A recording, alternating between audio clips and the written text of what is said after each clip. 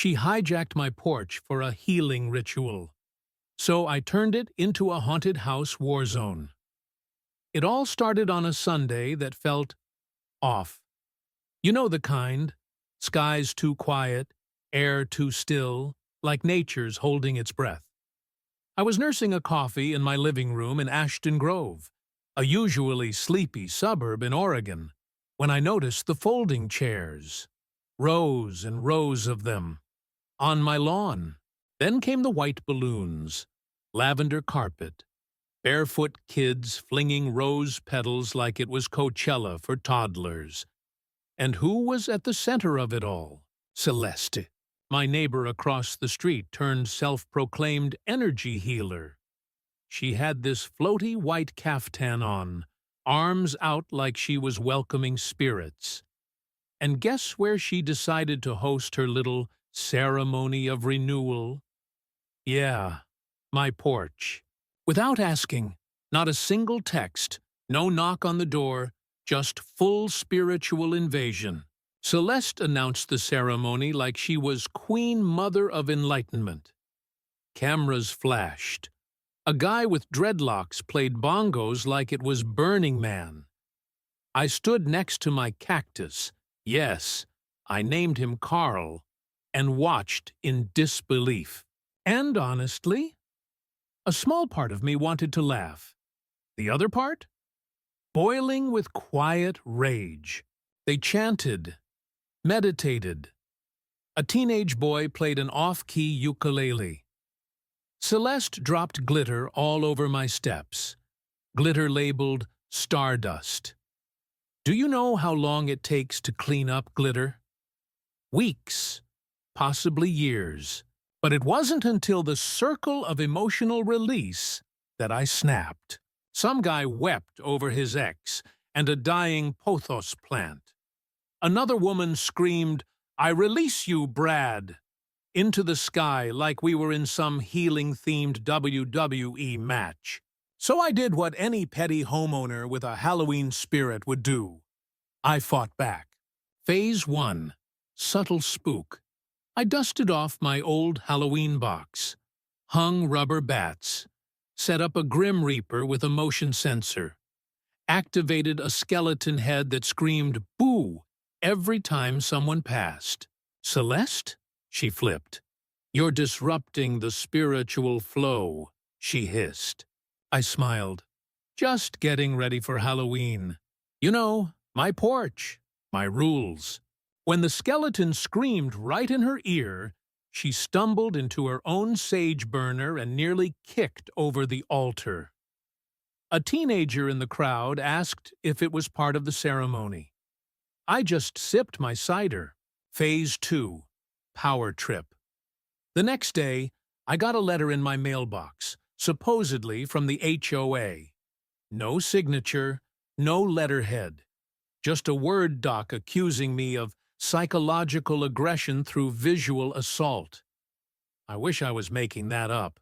Celeste was trying to weaponize the HOA to control my decorations, so I doubled down.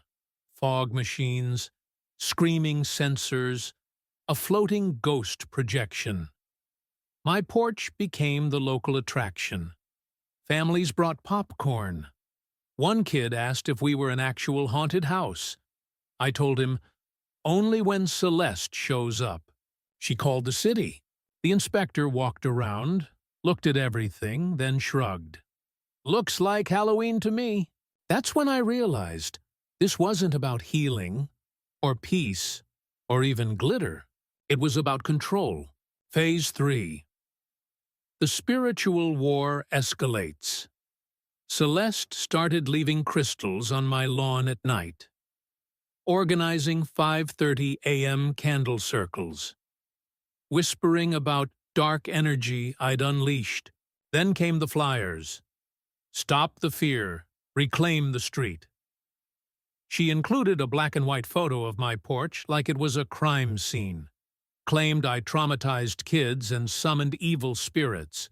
And get this, she started a petition to ban Halloween decorations on all street-facing property.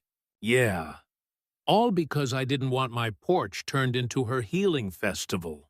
So I lawyered up, sent a cease and desist, attached every flyer, every video clip, even a screenshot of her fake HOA letter. The effect? Instant silence for 48 glorious hours. Then she went full bonkers. Halloween night. The showdown. By the time Halloween arrived, my porch was a legend. Fog rolled, skeletons danced, ghouls screamed, and sitting right in the porch swing, a mechanical witch with a white caftan and plastic clipboard. Everyone called her Spirit Celeste. She cackled, "This space is spiritually compromised." When kids passed by, people lost it. At 7:38 p.m., a black SUV pulled up. Celeste climbed out, this time in a tailored black coat, clipboard in hand, flanked by 2 cops. She marched up and declared my Halloween display a defamatory public harassment campaign. One officer raised an eyebrow. "Ma'am, this is Halloween." She pointed at Spirit Celeste. It went off right on cue. The officer grinned. They asked for my ID. I showed them. Everything recorded. They looked around, saw the happy kids, parents laughing, and finally said, "Nothing illegal here, ma'am. Please don't escalate further."